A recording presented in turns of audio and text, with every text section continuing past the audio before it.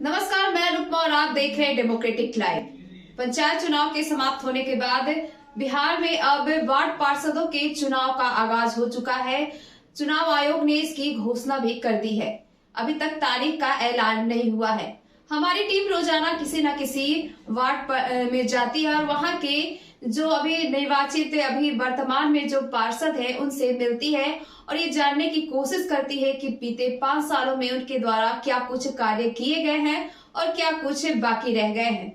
तो आज हमारे साथ जुड़ चुके हैं, हमारे चैनल के साथ में जुड़े हैं वार्ड पार्षद रजनी देवी, जो कि डिप्टी मेयर भी हैं, और उनके पति जो पार्षद पति है वो है पप्पू राय जी, जो आज 22C वार्ड के पार्षद है, हमारे साथ जुड़ चुके हैं हमारे चैनल में। बहुत बहुत स्वागत है आपका पप्पू राय जी हमारे चैनल में। नमस्कार जी, नए साल की बहुत सारी बधाई और शुभकामनाएं आपको। चलिए मैडम, आपको भी। जी, मेरा पहला सवाल आपसे ये है कि आप जो पार्षद है रजनी देवी जी, वो डिप्टी मेयर भी हैं, तो जनता की अपेक्षा और जो आकांक्षाएं हैं वो काफी ज्यादा बढ़ जाती है आपके क्षेत्र की और साथ साथ पूरे पट्टा के जनता की। तो क्या कुछ जनता जो है आपसे चाहती है कि उनके लिए आप ज्यादा सजग रहे, ज्यादा कार्य कर सके आप अपने क्षेत्र में? जी बिल्कुल सत्य बात है। जब पहले हम लोग पार्षद थे जी, जब उसके बाद जब डिप्टी मेयर बने जी, तो जनता के निश्चित एक अपेक्षा बढ़ जाता है कि हमारा पार्षद अब डिप्टी मेयर हो गया, मेरा काम अधिक से अधिक होगा। ऐसे भी हमारे वार्ड में लगभग काम एक भी गली नली नहीं बचा हुआ है, लगभग पूरा हो चुका है। सिर्फ प्रॉब्लम है तो जो प्रधानमंत्री आवास योजना है अभी तक एक भी 5 साल में पूरे नगर निगम में नहीं आया पास होकर। इसका काफी समस्या है। इसके लिए क्या कुछ आप उपाय कर रहे हैं? हम लोग लगातार इसके लिए प्रेशर बना रहे हैं ऑफिस में, लेकिन ऐसा है कि उसके नाम पर जब भी आप लोग प्रेशर बनाइएगा तो एक आदमी को डिस्ट्रीब्यूट कर देते हैं कि जाकर सर्वे कीजिए। लगता है कि अभी तक 20 बार सर्वे हो चुका है, लेकिन अभी तक किसी का पैसा नहीं आया है, एक का भी नहीं आया पूरे पटना में। और सर, आपके क्षेत्र की जो स्ट्रीट लाइट जो 7 निश्चय योजना उसके अंदर भी स्ट्रीट लाइट की भी व्यवस्था करने की बात कही गई है, तो आपके क्षेत्र में कितने जगह पे लग चुका है स्ट्रीट लाइट, कितनी गलियों में? जी जी, ये व्यवस्था काफी अच्छा है स्ट्रीट लाइट का। सभी जहाँ भी सरकारी पोल लगा हुआ है हर जगह लाइट लगा हुआ है, उसका मेंटेनेंस भी लगभग ठीक ही चल रहा है, उसमें प्रॉब्लम नहीं है मैडम। पेंशन योजना नगर निगम जी, हाँ, पेंशन योजना भी ठीक है, 4 महीना पर मिले या 3 महीना में मिले, लेकिन पैसा आ जाता है। कौन कौन सी पेंशन योजनाएं का लाभ दे रहे हैं आप अपने क्षेत्र की जनता को? वृद्धा पेंशन हुआ, विकलांग का पेंशन हुआ, विधवा पेंशन हुआ, सभी योजना का लाभ मिल रहा है। करीब 700 से 800 होगा सभी मिला के, इसमें प्रॉब्लम नहीं है मैडम। वैक्सीनेशन को लेकर के क्या आपके क्षेत्र में व्यवस्था की गई है? लगातार हम लोग कैंप लगवाए थे जब चल रहा था, अभी भी कल मेरा कैंप खत्म हुआ है। हमारे समझ से हमारे वार्ड में लगभग 95% वैकेंसी पड़ चुका है। वो वैसा ही लोग जो बचे हुए होंगे जो छुप के नहीं दिलाना चाहते हैं, लेकिन लगभग पूरा हो चुका है। बूस्टर डोज अभी प्राथमिकता सरकार के द्वारा बूस्टर डोज की दी गई है, तो 60 वर्ष से जो ऊपर के वृद्ध हैं और जो गंभीर बीमारियों से ग्रसित है उनके लिए क्या व्यवस्था करवाया है आपने? उनके लिए तो बूस्टर डोज का व्यवस्था नहीं ना है मैडम। जी है, सरकार के द्वारा ये जारी किया गया है कि 60 वर्ष से ऊपर के लोगों के लिए और जो वृद्ध है और जो गंभीर बीमारियों से ग्रसित हैं उनको भी बूस्टर डोज देने की घोषणा की गई है। इस विषय में तो बहुत जानकारी हम नहीं लिए थे मैडम, पता कर लेते हैं। ऐसा व्यवस्था है तो फिर कल से कैंप लग जाएगा। जी, हम जहाँ तक सुने थे कि 60 वर्ष के ऊपर वाले को बूस्टर डोज नहीं पड़ना है। जी, इसके बारे में सरकार के द्वारा आए दिन खबरें आ रही हैं कि 60 वर्ष से ऊपर के और जो स्वास्थ्य कर्मी हैं, जो कोरोना वॉरियर्स है, उन सारे लोगों को बूस्टर डोज देने की व्यवस्था की गई है। किया गया तो उसका लाभ हम लोग जी। कल से पता करके करवाते हैं चल। जी।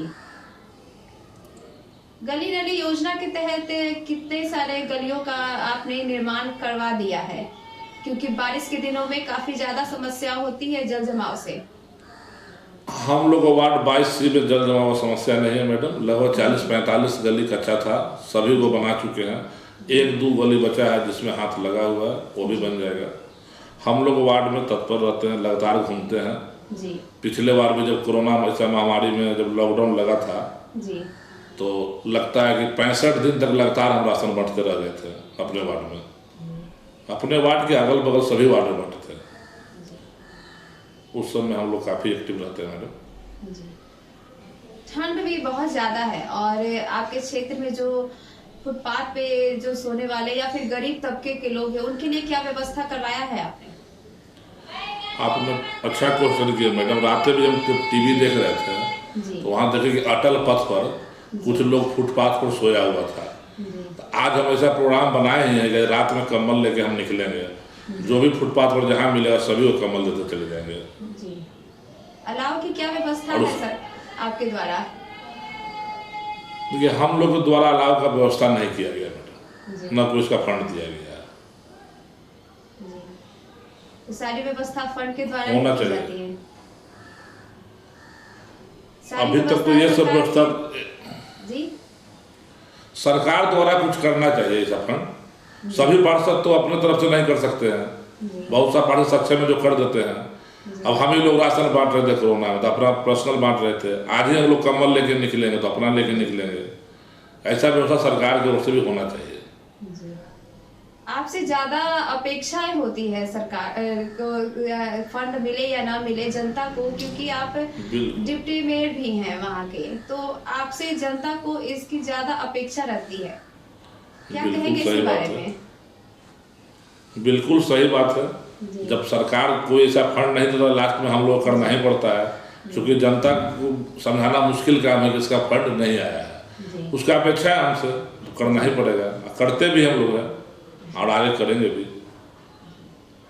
नल जल की क्या व्यवस्था है आपके क्षेत्र में?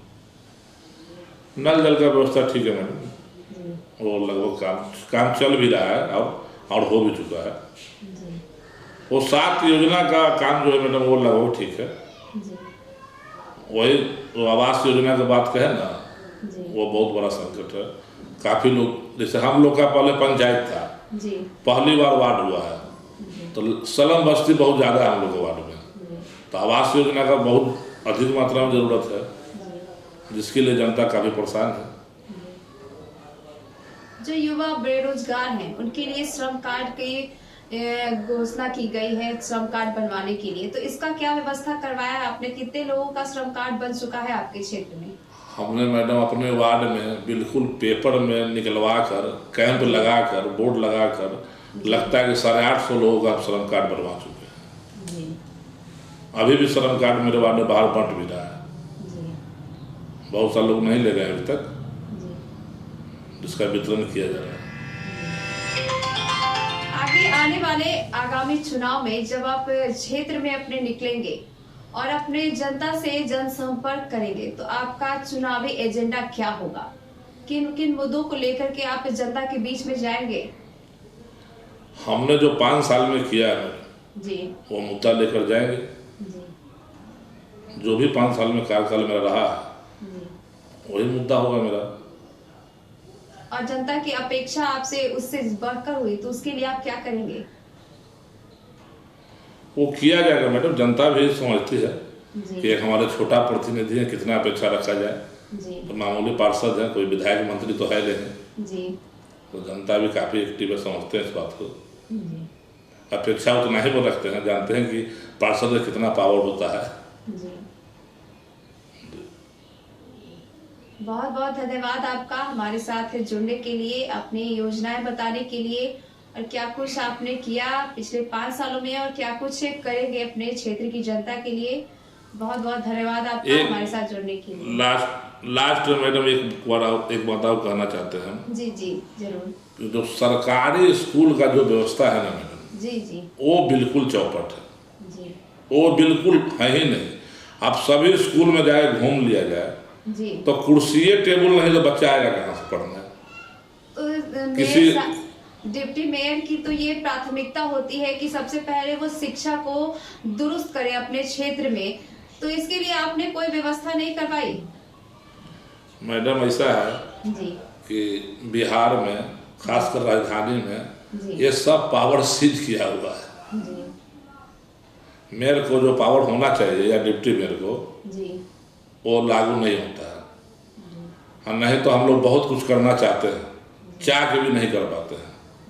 आप पूरे स्कूल का सर्वे कर लीजिए मैडम, किसी का दरवाजा नहीं मिलेगा तो किसी के यहाँ कुर्सी टेबल नहीं मिलेगा, यहाँ तक तो जाइएगा तो किसी स्कूल में ब्लैक बोर्ड नहीं मिलेगा तो बच्चा पढ़ेगा क्या। ये व्यवस्था है जी। ये अपने आपके माध्यम से आपके माध्यम से बात हम सरकार तक पहुंचाना चाहते हैं कि कम से कम शिक्षा पर विशेष ध्यान देने का जरूरत है। बिल्कुल चौपट है शिक्षा व्यवस्था। अब हर कोई तो प्राइवेट स्कूल में बच्चा को पढ़ा नहीं सकता है। आप देखिएगा मैडम कि प्राइवेट स्कूल का बिल्डिंग देखिए कितना बड़ा बड़ा होता है और उसका टीचर का जब देखिएगा घर तो वो झोपड़ी का होता है क्योंकि वेतन कम होता है।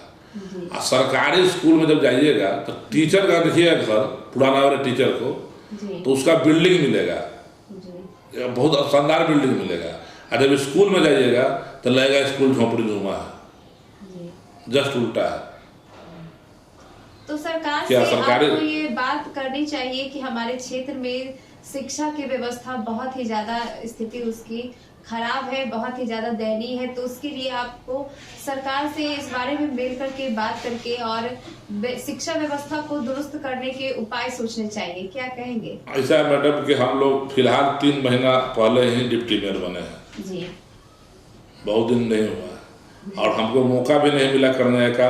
1-2 महीना में फिर आचार संहिता लग जाएगा जी। शिक्षा पर मैडम बात को हम लोग बहुत चिंतित हैं। शिक्षा बिल्कुल चौपट है बिहार का जी, खासकर सरकारी स्कूलों का। गरीब को बच्चों का भविष्य बिल्कुल खत्म है। इस पर विशेष ध्यान देने की जरूरत सरकार को। बहुत बहुत धन्यवाद आपका हमारे साथ जुड़ने के लिए और अपनी योजनाएं, आकांक्षाएं, महत्वाकांक्षाएं बताने के लिए कि आप आगे सरकार से क्या कुछ बात करेंगे, क्या कुछ जनता की समस्याओं को उनके सामने रखेंगे और आगामी चुनाव में आप जनता के सामने क्या कुछ मुद्दे लेकर के जाएंगे, उनके निराकरण के लिए क्या कुछ कार्य करेंगे। बहुत बहुत धन्यवाद आपका हमारे साथ जुड़ने के लिए। बहुत बहुत धन्यवाद। वार्ड नंबर 22C के पार्षद हैं, उन्होंने हमसे जुड़ा, हमसे बात की और बताया कि सरकार से उन्हें शिक्षा व्यवस्था को लेकर के शिकायत है। अपने क्षेत्र की शिक्षा व्यवस्था को वो दुरुस्त करना चाहते हैं। साथ ही साथ अपने द्वारा किए गए कार्यों का उन्होंने बहुत अच्छी तरह से बताया कि क्या कुछ उन्होंने अपने क्षेत्र की जनता के लिए पिछले 5 सालों में किया है और आगे अगर जनता मौका देती है तो वो आगे क्या कुछ करेंगे अपने क्षेत्र की जनता के लिए। तो ऐसे ही हम आपको अगले वार्डों के भी घुमाते रहेंगे और वहां की जनता से और वहां के पार्षदों से रूबरू कराते रहेंगे क्या कुछ उनका कहना है अपने क्षेत्र की जनता के लिए, क्या कुछ वो कार्य करना चाहते हैं। तो ऐसे ही तमाम खबरों और जानकारियों से जुड़े रहने के लिए देखते रहिए हमारा चैनल। अभी तक आपने हमारे चैनल को सब्सक्राइब नहीं किया है तो कर लीजिए और ट्विटर और फेसबुक पे फॉलो जरूर करें। तब तक के लिए धन्यवाद।